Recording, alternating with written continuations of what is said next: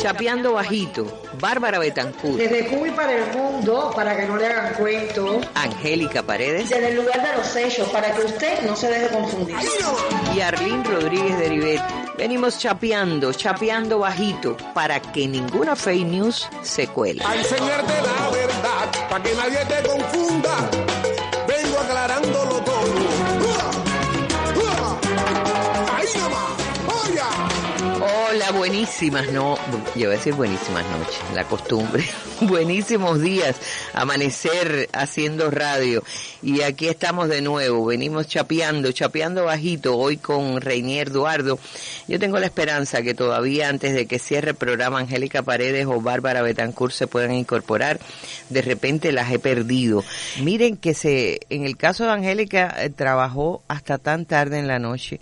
Estaba por provincia siguiendo la ruta del presidente que está recorriendo las provincias para evaluar el tema de la pandemia y también de la tarea de ordenamiento, así como del enfrentamiento a coleros y otros fenómenos que tienen que ver con la situación que vive el país hoy. Bueno, dándole los buenos días a ustedes y especialmente a Reinier Duardo, que está a mi lado. Buenos días. Buenos días. ¿Qué tal se amanece? Bien, muy bien. ¿Cómo está? Con un poquito de frío, ¿no? Sí, bueno, más que frío, humedad. Todo está como si hubiera caído un aguacero anoche, es puro sereno, como se dice. Sereno, sí. Bueno, ayer quiero introducir el tema, porque a lo mejor a usted que nos está escuchando le ha pasado. En un chat de amigos, tanto Reinier como yo, recibimos la comunicación de una persona de mucha confianza que hablaba de otra amiga que decía que ella también, para la cual tenía la mayor de las confianzas. Esa persona decía encontrarse en ese momento en el hospital Calixto García, en el cuerpo de guardia, más concretamente, decía está completamente colapsado, hay gente vomitando tirada por el piso, escenas verdaderamente dantescas, está totalmente colapsado este servicio. Reinier, que estaba muy cerca, se llegó hasta allí, filmó, por supuesto no abiertamente, porque si no tiene que presentar permisos y todo eso, sino filmó con su cámara, su teléfono. ¿Y qué vio Reinier? ¿Quién era? No voy a decir, cuando digo quién era no es con nombre y apellido, sino de dónde sale la persona que hace esto, por qué lo hace, qué puede haber detrás de ello. ¿Cuántas veces nos ha pasado a lo largo de la pandemia, desde marzo del año pasado, que nos circulen correos alarmantes como de situación límite para todo el país, y luego es otra la historia? Bueno, la historia la va a contar Reinier. Sí, buenos días a toda la radioaudiencia de Rebelde y bueno, nacional también. Fue muy significativo, Arlín, cuando recibimos este mensaje ahí en el grupo de WhatsApp, entre muy buenos amigos, como tú dices, y nunca cuestioné, por supuesto, porque eran personas muy serias, pero hubo una frase final de ese mensaje en cadena que tú nunca sabes quién lo origina, que era, como tú la leíste ahora mismo, los hospitales colapsados, gente en el piso vomitando, no hay camas, refiriéndose al cuerpo de guardia del Calixto. Yo estaba a unas cuadras del Calixto casualmente, y dije, no, espérate, yo tengo que ir ahí, yo tengo que verlo, porque realmente si eso es así, la situación es terrible. Quien ha ido al hospital Calixto García, el cuerpo de guardia del Calixto García, recordará que es un cuerpo de guardia bastante grande. De hecho, el Calixto es un hospital universitario, docente, que es un hospital grande, y el cuerpo de guardia es bastante grande. Tiene la entrada, la parte esta que recibe las personas que llevan con traumas físicos a partir de accidentes, estas cosas, y hacia adentro están las consultas. Como dice, sin ánimo de publicar en las redes, ni mucho menos. Quise nada más que fijar, en caso de que esta campaña fuera escalando, quise fijar cómo estaba el cuerpo de guardia del Calixto. Estaba en total normalidad. ¿Qué fue lo que viste? No, un cuerpo de guardia normal, habitual, para el hospital Calixto García. Que siempre está lleno. Que siempre está lleno. Estaban llegando personas accidentadas, como pasa normalmente en Calixto, que es un hospital de referencia para este tipo de casos politraumatizados. Llegando las personas, entré al área de consulta, las personas sentadas en los bancos habilitados, en los asientos habilitados, esperando para consultarse. Recorrí, te digo, toda el área completa y no vi ese panorama dantesco de personas vomitadas, de personas acostadas en el piso, de una situación que tú decías, bueno, ¿a dónde nos va a llevar esto? Y entonces recordé que esto ha sido recurrente, Arlín, lo comentábamos después, durante toda la pandemia. Recordemos en marzo, ¿sí? Unos días después de que se anunció el primer caso de COVID en Cuba, 6 días después, exactamente el 17 de marzo, WhatsApp empezó a llenarse de cadenas compartiendo aquel famoso mensaje de la bióloga, que nunca nadie supo quién era la bióloga. Exactamente. Una bióloga generando todo un estado de alarma alrededor de la COVID y que lo que estaba era generando acciones de presión para que cerraran los aeropuertos, para que cerraran las escuelas, cuando todavía Cuba no reportaba ni traspasaba la decena de casos confirmados de COVID. Recordemos un poco más adelante en el tiempo, como en abril, cuando se empezaron a distribuir por las familias aquellas gotas homeopáticas del Prevengovin, sí, que iban las enfermeras, los médicos de la familia repartiéndolas. Surge otro audio más en WhatsApp, que no se sabe quién era la persona de Villa Clara, diciendo que por una playa, Juan Fanguito, en la provincia de Villa Clara, habían entrado personas en una lancha procedentes, nunca había especificado de qué país, disfrazados de enfermeros, disfrazados de médicos, que esas personas estaban inoculando el COVID a la gente en Cuba a través de goticas. Era una cosa totalmente perversa porque apuntaba a minimizar cualquier campaña, cualquier acción del Estado cubano por hacer acciones, valga la redundancia, profilácticas de la población. Y entonces, estos son construcciones al link que se van haciendo. Y muchas veces es difícil determinar quién lo escribe, quién lo hace, quién pone la voz, porque van circulando por WhatsApp, de WhatsApp en WhatsApp como una cadena, y me lo mandó un amigo muy confiable, y cuando tú vas echando para atrás, el amigo confiable es otro amigo, y nunca logras determinar de dónde surge o cómo se construyen este tipo de narrativa.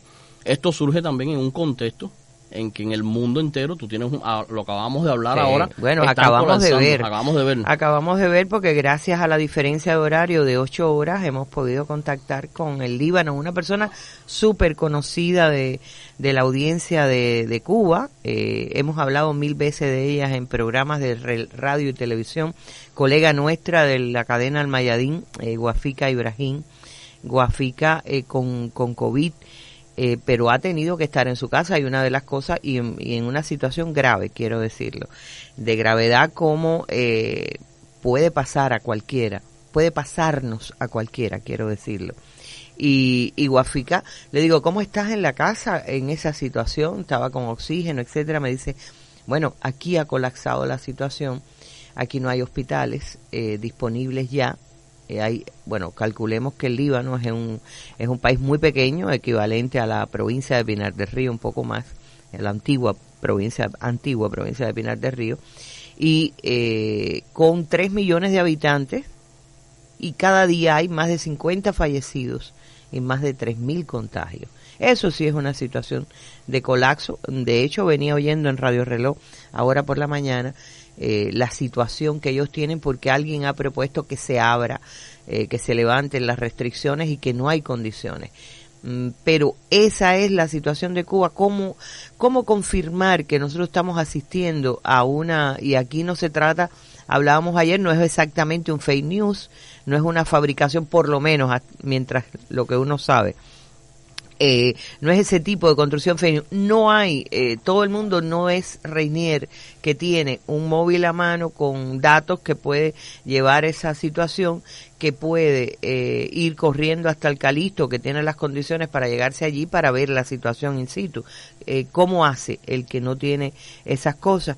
Yo creo que los medios oficiales, lo que se ha dicho siempre, Durán todos los días ha vuelto a su conferencia de prensa explicándolo. Se le puede escribir, hay una página web a la que usted puede acceder, pero además la de los medios oficiales, Cuba Debate, Cuba Visión, el sistema informativo, los medios de prensa en general, Juventud Rebelde, Granma, se puede acceder por ahí al sitio de la conferencia de prensa de Durán y hacer la pregunta o la duda que se tiene. Sí, así mismo es. Déjame terminar una idea a propósito de la anécdota que tuvo, lo que tú referías de Guafica en el Líbano. Ese es el panorama que se repite en muchos países del mundo, incluso en Estados Unidos. En estados como California ha llegado a colapsar el sistema de atención médica en ese país.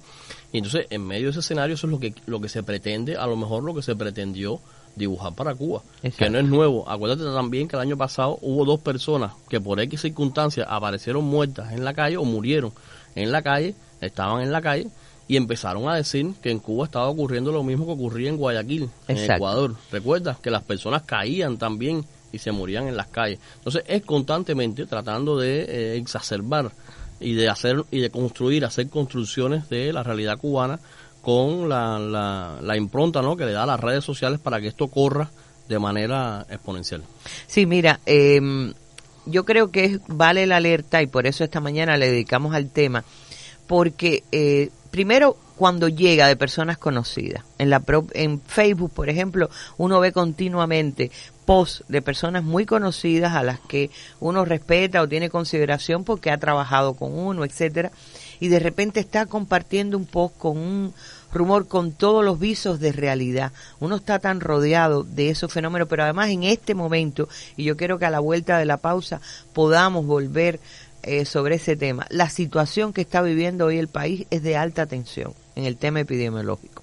Eso es una realidad que nadie puede negar. Pero pensemos cada uno de nosotros cuánto estamos aportando a la tensión que se vive en el Sistema Nacional de Salud si empezamos a difundir rumores sin confirmación. Para redondear esta historia, vamos a volver con el Calixto y qué es realmente lo que sucede en el Calixto, porque no es exactamente un hospital para COVID. Yo solo quiero, antes de esa pausa, recordar que nosotros, eso como dijo Díaz-Canel al principio de la pandemia, esto es una carrera de fondo, que si te quemas todas las energías del principio, no llegas al final. Hay que tener paciencia, y sobre todo hay que tener canales de información fiables, de manera que nosotros con nuestro afán de colaborar o de difundir una información no estemos poniendo obstáculos nuevos a la pista por donde camina la institución para resolver, y hasta ahora ha demostrado que ha podido controlar la pandemia.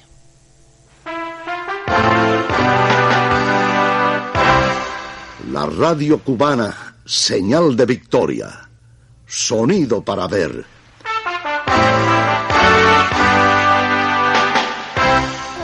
Venimos chapeando para que nadie te confunda, para que no nos dejemos confundir. Oya.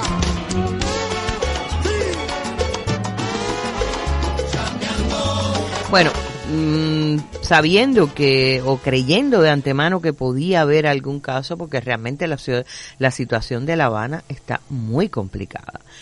Acudimos a las instituciones como periodistas que somos para trasladar la preocupación y preguntar, en lo que Reinier iba hasta el Calixto y verificaba in situ la situación. Y la primera información oficial es que el Calixto no atiende COVID.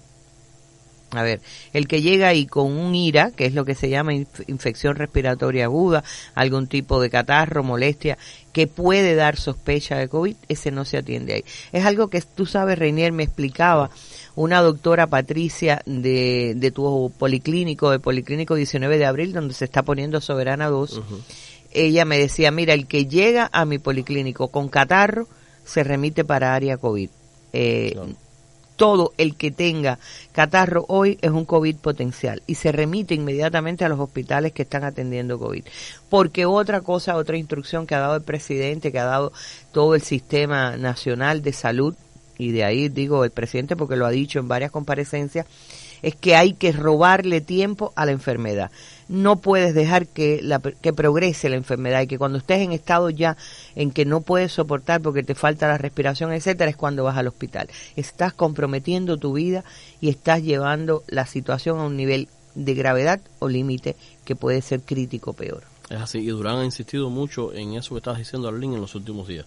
Incluso muchas de las personas que han estado falleciendo en los últimos días podían haber sido salvables si hubieran acudido al médico de manera oportuna, de manera rápida, porque existen toda una serie de protocolos cubanos que han demostrado una alta efectividad, y que por eso es que incluso a pesar de la cantidad de decesos que hemos tenido durante este mes, la tasa de letalidad en Cuba se mantiene incluso todavía en parámetros bajos comparados con el resto del mundo. Estamos en un 0,90 y tanto por ciento, con el mundo que está en más de un 2%.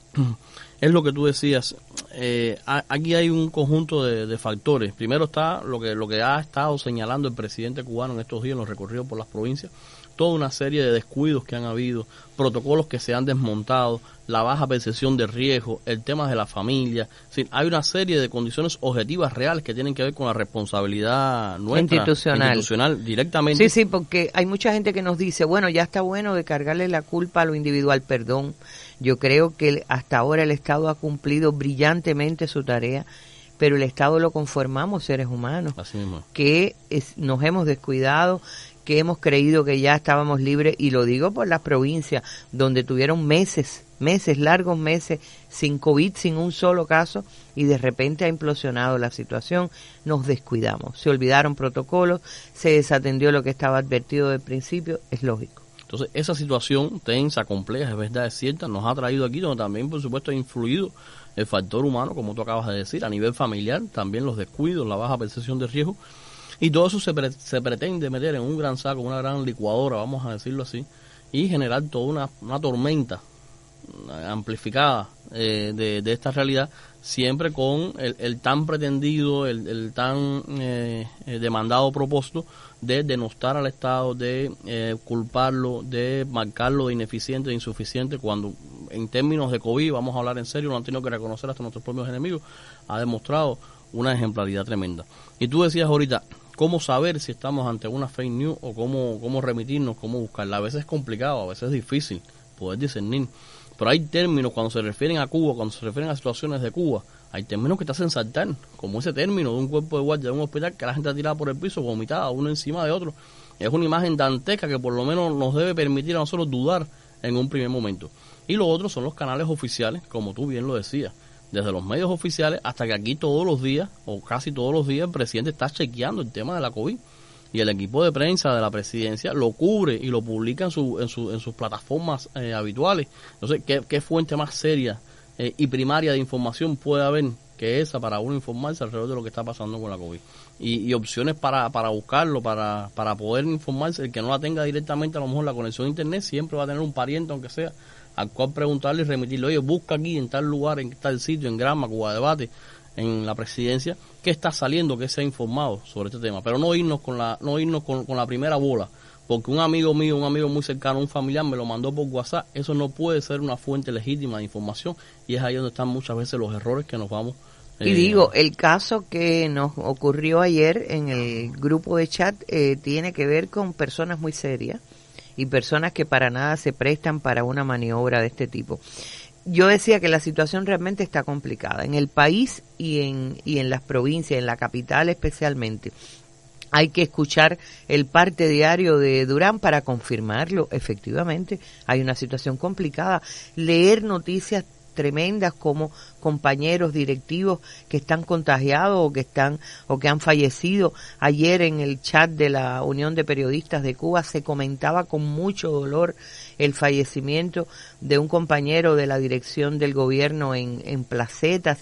Es decir, ¿por qué se produce todo esto? Bueno, yo creo que es porque nadie está libre, ninguno de nosotros, ni esto que estamos hablando aquí estamos libres de un contagio, porque vivimos en sociedad, porque hay gente que ha estado pretendiendo decir la culpa la tiene el gobierno porque abrió los aeropuertos y por ahí entró este rebrote, o la culpa la tiene el gobierno porque abrió una serie de cosas que estaban cerradas, etcétera. El país tiene que vivir. El país no puede cerrarse, sencillamente el país no es un país que esté en un continente por donde se atraviesa con mercancías, etcétera. El país es una isla, es una isla, no es un país en condiciones normales. Además del bloqueo extremo, la propia pandemia implicó atrasos, etcétera. Donde, como decía mi admiradísima doctora Guadalupe Guzmán del IPK, decía el otro día, puede ser cepa sudafricana, puede ser cepa de cualquier tipo. El problema es enfrentarla igual. Hay normas para todas las cepas. El nasobuco, y si es posible el doble nasobuco. Es decir, alguien me decía, para ayudar a Guafica cualquier puede ir a ayudarle a su casa, y yo decía no, pero ella tiene miedo a contagiar. Me decía doble nasobuco, lavarse bien las manos con jabón hasta el codo, desinfectársela con alcohol, tener las normas de higiene y tener una distancia principal de 1,5 metros o más incluso. señores, lo están diciendo los especialistas del mundo, no solo de Cuba. Yo creo que el relajamiento en los territorios ha puesto su cuota de costo en todo esto. No sé si tú quieres algo para terminar. Coincido contigo totalmente, Arlene. Depende de nosotros, depende primero que todo de nosotros, hasta que aparezca la vacuna, hasta que aparezcan los remedios finales a esta pandemia, pero depende en primera instancia de nosotros. Uso de nasobuco, lavado de las manos y distanciamiento físico. Ahí está la clave para poder contener esta pandemia, que estamos seguros por las medidas que se están adoptando, que va a llegar un momento de contención en el país. Y atención, que se lo está diciendo chapeando. Fuentes verificadas, fuentes vivas, fuentes directas, fuentes oficiales. No hay ningún colapso de ningún servicio en el país. Hay disponibilidad de cama tanto en terapia intensiva, que es la llamada zona roja, como en las áreas blancas, es la donde se pueden estar quedando, o amarillas como se llama dentro de los hospitales, donde hay lo mismo contagiado, y en otros lugares donde puede haber sospechosos.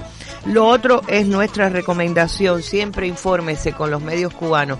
Pueden tener cualquier defecto, a lo mejor hasta falta de información, pero lo que nunca va a faltar es la verdad. Chapeando es parte de ese propósito y lo esperamos el próximo jueves. Vamos a seguir chapeando con los medios públicos cubanos. La verdad está con nosotros. Buenos días, Reñero. Ahí nada más.